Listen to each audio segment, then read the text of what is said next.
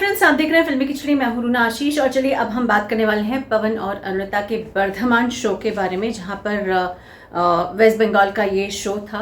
बहुत बड़ा स्टेज था, बहुत sound system was very strong, very rich. पीछे एलईडी बहुत स्ट्रॉन्ग थी। आने वाले जो लोग थे, कई मंत्री और संतरी सभी लोग मौजूद थे वहाँ।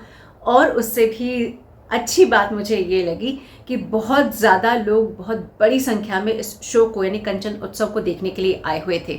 इतने सारे लोगों के बीच में पवन और अरुणिता परफॉर्म कर रहे थे, मैं इस बात पे खुश थी।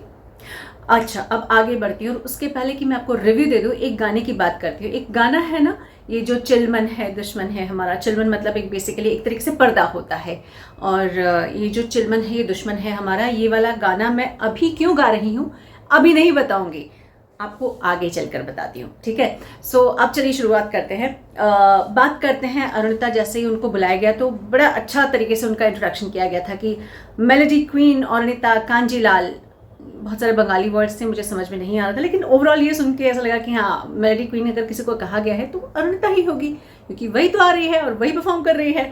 सो वो सुन के अच्छा लगा। ये लोग स्टेज पर अरुणिता पहुंच गई, कई सारे गाने गाए।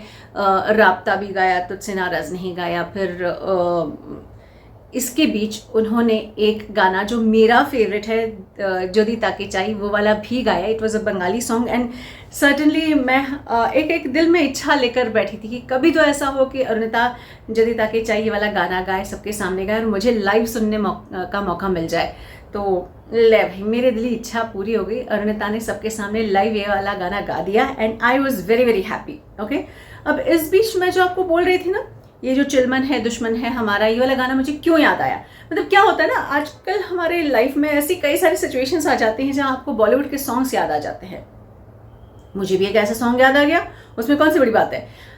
अब जब अरुणिता जा रही थी और वो परफॉर्म कर रही थी, बीच में थोड़ा सा गैप आ गया, शायद वो ट्यूनिंग व्यूनिंग चल रहा होगा, जो भी एक रीज़न रहा हो। तो जो पवनदीप थे वो नेपथ्य से खड़े होकर देख रहे थे और ऐसे आगे पर्दा ऐसा झूल रहा था। तो अब पर्दा मतलब चिलमन, और चिलमन से ये वाला गाना मुझे याद आ गया, ये जो चिलमन है दुश्मन है हमारा। तो बस ऐसी बहुत सारी सिचुएशंस आती रहती है जहां आपको बॉलीवुड सॉन्ग्स याद आते रहते हैं। तो ये जो चिलमन है दुश्मन है हमारा।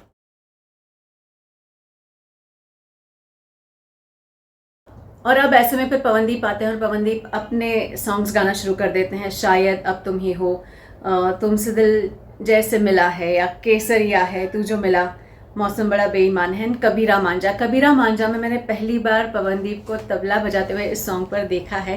सर्टनली इन दिनों वो तबला करते करते कई सारे गाने और भी इंक्लूड कर रहे हैं, विच आई अप्रिशिएट, बिकॉज इसी कला पर तो यार मज़ा आ जाता है। मतलब ऐसे नज़र उतारने की इच्छा हो जाती है पवन की। ओके, उसके बाद फिर बंगाली सॉन्ग आया और बहुत स्वीटली कहा कि देखो बंगाली मुझे आती नहीं है, तो मैं अच्छा नहीं हो तो अपने हिसाब से मैंने याद कर लिया है, तो मैं वैसा गा देता हूँ, कुछ गड़बड़ हो गई तो माफ़ कर दीजिएगा। उसके बाद फिर उन्होंने ओई दागचे आकाशी वाला गाना गाया। कुछ और बंगाली सॉन्ग्स भी उन्होंने गाए जो मेरी समझ में नहीं आए, लेकिन ओई दागचे आकाश चूँकि मैं सुन चुकी हूँ, उन्होंने ये गाना गाया। यानी पवन का ओई दागचे आकाश और अरुणिता का जोदी ताके चाई सुन के मन मेरा प्रसन्न हो गया, प्रफुल्लित हो गया था। बहुत मज़ेदार था। उसके बाद जाने क्या बात हुई, फिर जो दर्शनी है वो आई, उन्होंने कान में कुछ कहा और फिर अरुणिता को एक दो सॉन्ग गाने के बाद फिर अरुणिता को डुएट के लिए बुला लिया गया। सर्टनली झटका लगता है, क्योंकि पवन की एक आदत है कि जब तक तेरी मिट्टी में वो ख़त्म करते हैं, दैट्स अ लास्ट सॉन्ग, उसके बाद फिर इनका डुएट होता है। लेकिन डुएट पहले ही शुरू हो गया। उन्होंने फिर कह दो पहला नशा साहिबो, तेरी और पिया रे पिया ओ रे पियाई वाला गाना गाया। और मतलब अच्छा तो लगता ही है ना, तो इसमें कोई टीका टिप्पणी क्या करूँ मैं, अच्छा ही था। एंड देन फिर अरुणिता चली गई, फिर नादा परिंदे और फिर तेरी मिट्टी आया। तो मैंने कहा चलिए भाई ठीक है यार, अब तो शो खत्म होने आया। लेकिन पता नहीं फिर क्या हुआ, कुछ मंत्रणा हुई इन मंत्रिमंडल के बीच में, इन मंत्रियों के बीच में, और फिर पवन को और गाना गाने के लिए बोल दिया गया। And I thoroughly enjoyed that face, क्योंकि कलाकार को और क्या चाहिए कि ख़त्म होने के बाद भी लोग चाहते हैं, और वो भी ऐसे बड़े बड़े मंत्री लोग जो बैठे हुए वो चाहते हैं कि पवन और गाना गाता रहे।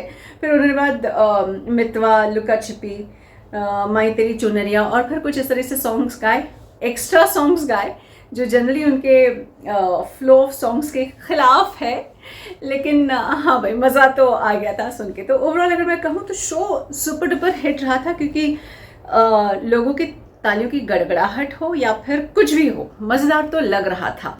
अब ये सब तो हो रहा था, लेकिन जैसे ही इनका शो खत्म हो गया, परफॉर्मेंस खत्म हो गया, एक होता है ना आप इन्हें सम्मानित करते हैं, स्टेज पर बुलाकर इन्हें सम्मान दिया जाता है और धन्यवाद दिया जाता है। तो पवन अरुणिता को बुलाया गया।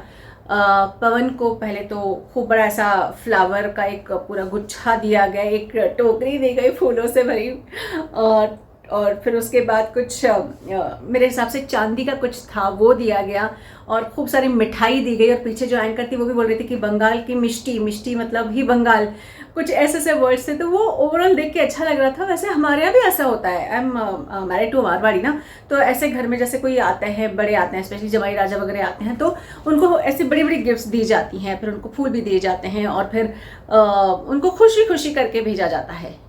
लेकिन यहाँ इसका कोई कनेक्शन बंगाल के परफॉर्मेंस से नहीं था। ओके, ये तो यूं ही मेरे बात में आ गए, दिमाग में आ गया कि चलो ये बात शेयर कर लेती हूँ कि मारवाड़ियों में ऐसा होता है।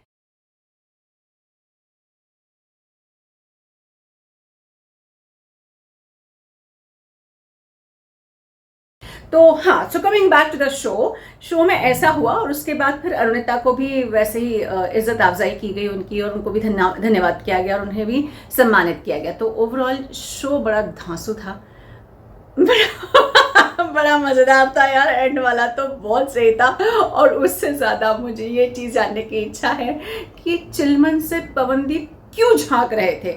अगर आपको समझ में आ गया है तो ज़रा लिख कर बताइए। जय हिंद।